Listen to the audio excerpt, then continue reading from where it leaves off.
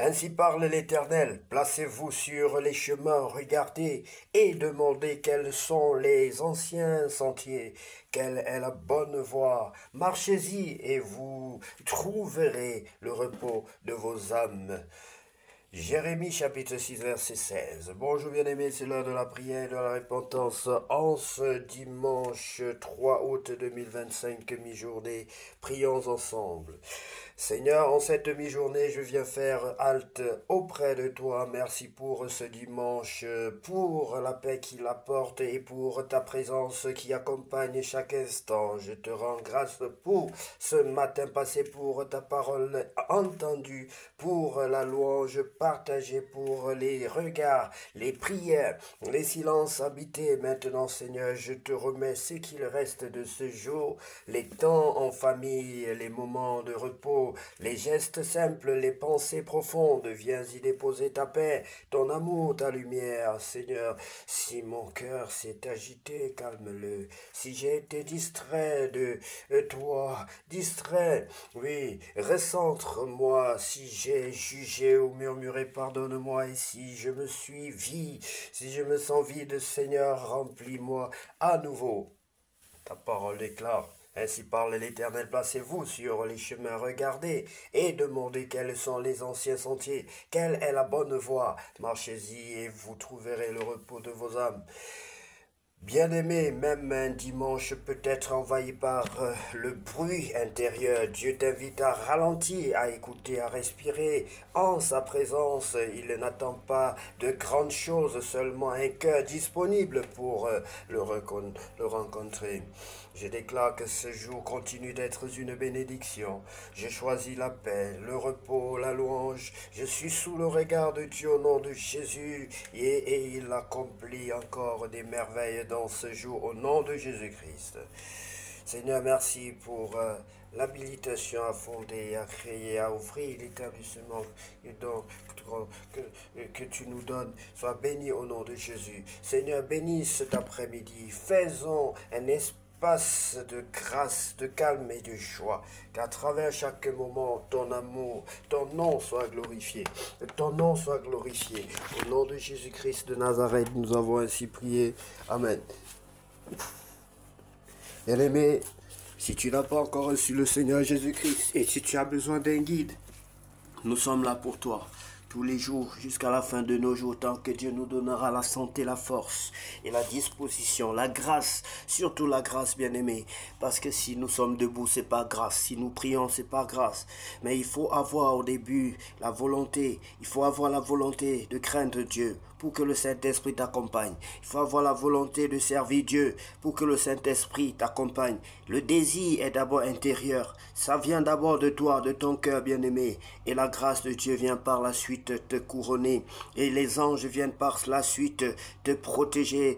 C'est pour cela qu'il est écrit que les anges de l'Éternel campent autour de ceux qui le craignent et les arrachent du danger. Oui, la crainte vient d'abord de toi. La crainte vient de ton cœur. Et les anges vont venir camper pour couronner la chose. L'initiative vient de toi. La crainte est l'initiative qui vient de ton cœur. L'amour est l'initiative qui vient de toi.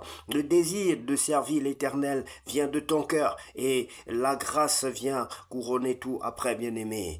Est-ce que tu veux vraiment devenir enfant de Dieu? Le désir aussi vient de toi, bien-aimé. Si tu sens l'appel de Dieu, ne résiste pas. Si tu veux recevoir le Seigneur Jésus-Christ dans ton cœur comme ton sauveur personnel et ton Seigneur, tu es la bienvenue. Prends la position qui honore ton Dieu et nous allons t'orienter dans la prière. Oui, bien-aimé, tu peux dire ceci, Seigneur Jésus-Christ, j'ai le désir, je veux te recevoir, je veux te servir, je veux abandonner la vie mondaine, je veux abandonner la vie mondaine. Je veux abandonner la vie de débauche.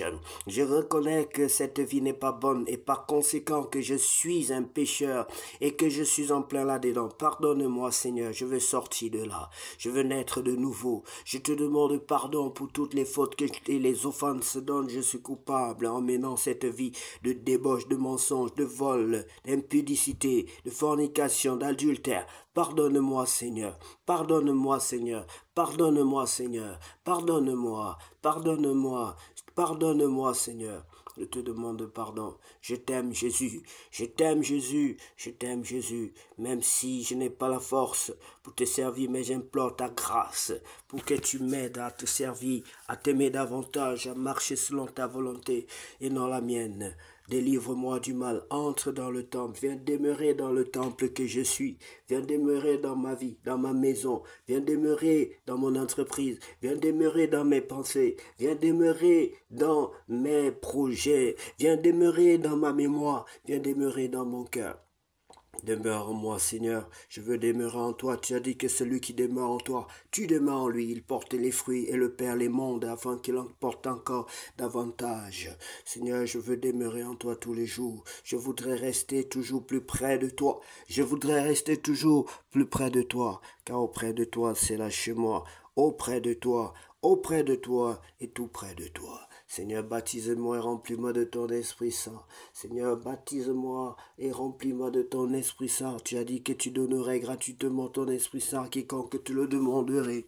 Et je te demande humblement ton Esprit Saint au nom de Jésus. Je te demande humblement ton Esprit Saint au nom de Jésus. Je te demande humblement ton Esprit Saint au nom de Jésus. Bien-aimé, sois béni si tu te repentis. Tu peux continuer à prier comme tu peux remercier ton Dieu de t'avoir accepté dans sa grande famille, de t'avoir accepté comme étant désormais son enfant. Tu fais partie des enfants de Dieu désormais. Sois béni et pour grandir, quand tu es enfant, tu es appelé à grandir. Pour grandir, tu es appelé à connaître Dieu davantage à travers sa parole, à manger de la bonne nourriture pour grandir, à manger. Tu es encore au lait et tu dois manger aussi de la nourriture solide dans les jours à venir. La nourriture de Dieu est principalement sa parole, bien-aimée, et toutes les œuvres qui y accompagnent. Quand tu manges, quand tu médites, tu lis la parole de Dieu, le Saint-Esprit t'aide à digérer, à comprendre la parole de Dieu, et à digérer et à être mûr spirituellement, et à connaître la croissance spirituelle. Plus tu auras la révélation de ton Dieu, plus tu te lieras à ton Dieu, plus tu le craindras, plus tu le serviras. Bien-aimé, comment peux-tu avoir la révélation de Dieu si tu ne t'approches pas de ton Dieu, si tu ne demeures pas auprès de ton Dieu? Bien-aimé, sois béni. Sache que tu as mis la joie dans le cœur des anges et le Seigneur aussi te remplit de sa présence. La présence de Dieu dans ta vie, c'est la joie. C'est la joie. Ta vie sera remplie de joie. Quand Dieu est dans une vie, cette vie est rayonnante de joie. Quand Dieu est dans une vie, cette vie est rayonnante de paix.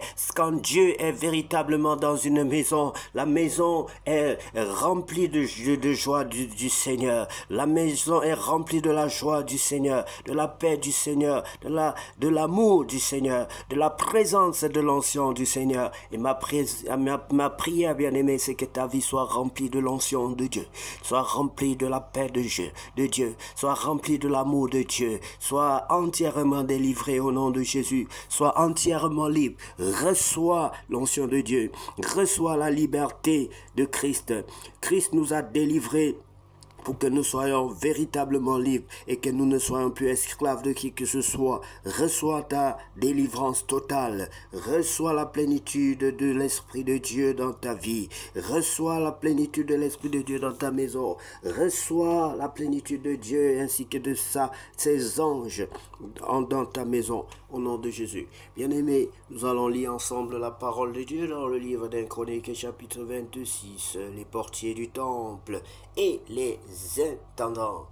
Nous lisons la parole de Dieu. Voici les classes des portiers, les Coréites, Meshélémia, fils de Corée, d'entre les fils d'Azaph, fils de Meshélémia, Zacharie, le premier-né, Jédiaël, le second, Zébadia, le troisième, Jatnéel, le quatrième, Elam, le cinquième, Joshanan, le sixième, El, Joénaï, le septième, fils d'Obed-Edom, Shemaïja, le premier-né, Josabad, le second, Joach, le troisième, Sakar, le quatrième, Nathaniel, le cinquième, Amiel, le sixième, Issachar, le septième, Peltaï, le huitième, car Dieu l'avait béni, à Shemaïja, son fils, Nakir, des fils qui dominèrent dans la maison de leur père, car Shemaïa, il était de vaillants hommes, fils de Shemaïa, Odni, Raphaël, Obed, Elzabad et ses frères, hommes vaillants, Elihu et Semaïa. Tous ceux-là étaient des fils d'Obed-Édom. Eux, leurs fils et leurs frères étaient des hommes pleins de vigueur et de force pour le service. 62 d'Obed-Édom. Les fils et les frères de Meshélamia, hommes vaillants, étaient au nombre de 18. Des fils de Merari Oza, qui avaient pour fils Shimri, le chef établi chef par son père, croit qu'il ne soit pas le premier-né, Ilkisha, le second, Tebalia, le troisième, Zacharie, le quatrième. Tous les fils et les frères de Oza étaient au nombre de 13. À ces classes de portiers, au chef de ces hommes et à leurs frères fut remise la garde pour le service de la maison de l'Éternel. Ils tirèrent au sort pour chaque porte, petit et grand selon leur maison paternelle. Le sort déchu à Chélémia pour le côté de l'Orient. On tira au sort pour Zacharie, son fils qui était un sage conseiller, et le côté du septentrion lui échut par le sort. Le côté du midi échut à Obed-Édom et la maison des magasins à ses fils. Le côté de l'Occident échut à Choupim et à Oza, avec la porte Chaléquette sur le chemin montant. Une garde était vis-à-vis de l'autre. Il y avait à l'Orient 6 Lévites, au nord 4 par jour, au midi 4 par jour et 4 au magasin en 2 places différentes. Du côté du faubourg à l'Occident, 4 vers le chemin, 2 vers le faubourg. Ce sont là les classes des portiers d'entre les fils des Coréites et d'entre les fils de Merari. L'un des Lévites, Achija, avait l'intendance des trésors de la maison de Dieu et des trésors des choses saintes. Parmi les fils de Laïdan, les fils des Gershonites issus de Laïdan, chef des maisons paternelles de Laïdan, le Gershonite c'était Jéhéli, et les fils de Jéhéli,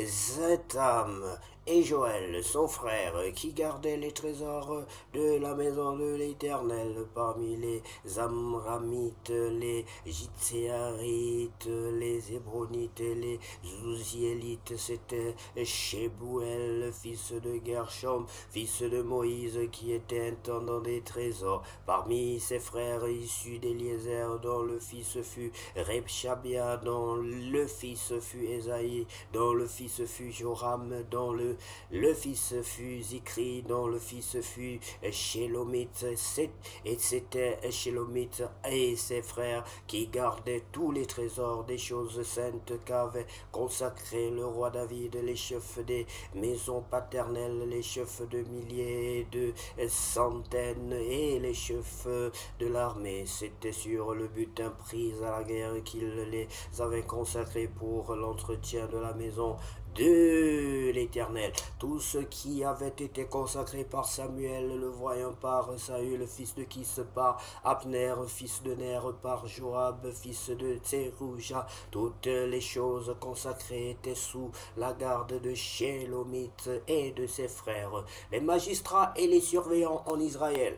Parmi les Jitséarites, Kenania et ses frères étaient employés pour les affaires extérieures comme magistrat et juge en Israël. Parmi les Hébronites, Achabia et ses frères, hommes vaillants, au nombre 2700, avaient la surveillance d'Israël de l'autre côté du Jourdain à l'Occident pour toutes les affaires de l'Éternel et pour le service du roi. En ce qui concerne les Hébronites, dont Jérija était le chef, on fit la 40e année du règne de David des recherches à leur égard d'après leur généalogie et leur maison paternelle, et l'on trouva parmi eux de vaillants hommes à Jaézer en Galade. Les frères de Jérija, hommes vaillants, étaient au nombre de 2700 chefs de maison paternelle.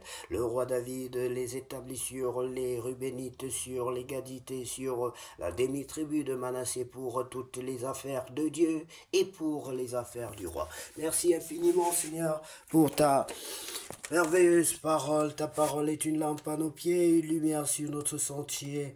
Ta parole est une force à nos muscles. Ta parole, c'est l'épée du Saint-Esprit.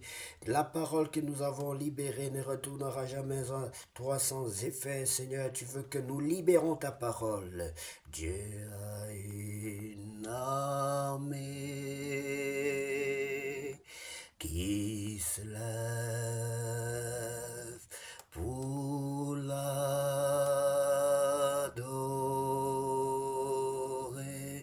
Dieu a une armée qui se lève pour lui obéir.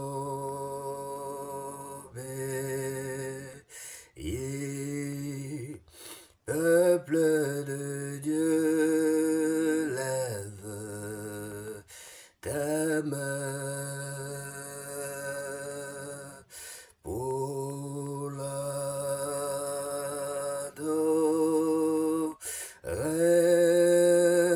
Peuple de Dieu, ouvre ta bouche. Dieu veut parler. Ouvre ta bouche, peuple de Dieu.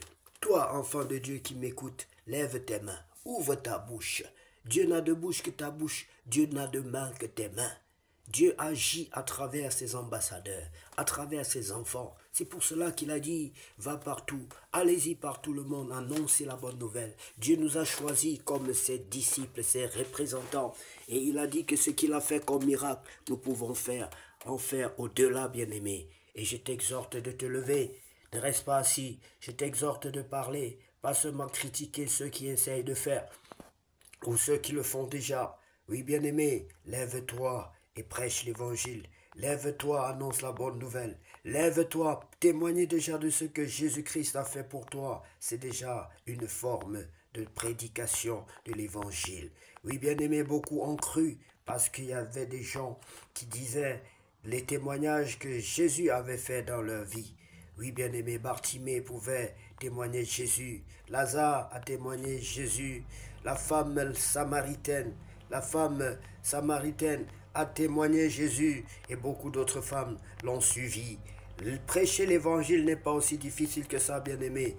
Dis ce que tu as fait dans ta vie. Dis ce que Jésus a fait dans ta vie à ton voisin. Dis ce que Jésus a fait dans ta vie sur TikTok. Dis ce que Jésus a fait dans ta famille, dans ta vie professionnelle. Dis, écris ton histoire. Dans ta vie maritale, écris ton histoire. Témoigne Jésus. Qu'est-ce que Jésus a fait dans ta vie maritale? Qu'est-ce que Jésus a fait dans tes études? Qu'est-ce que Jésus a fait? Prêcher l'évangile, la meilleure façon, bien-aimé, de prêcher, l'une des meilleures façons, c'est de témoigner ce que Jésus a fait dans ta vie. Donc ne dis pas que je ne sais pas prêcher, je ne sais pas annoncer, je ne sais pas annoncer la bonne nouvelle. La bonne nouvelle, c'est depuis le jour que tu as rencontré Jésus.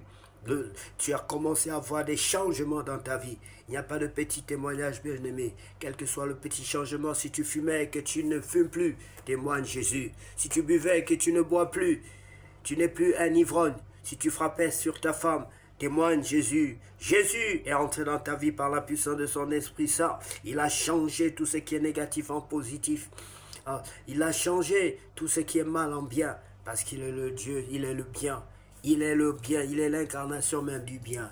Sois béni, bien-aimé, et puisse cet après-midi être le plus beau de tous les après-midi déjà passés sur cette terre. Au nom de Jésus, je bénis le Seigneur Jésus-Christ pour tous les bienfaits qu'il a fait pour moi. Je lui confie tous mes œuvres et mes projets réussissent, bien-aimé. Je lui confie mes projets et mes œuvres réussissent. Soyez bénis au nom de Jésus-Christ. Amen.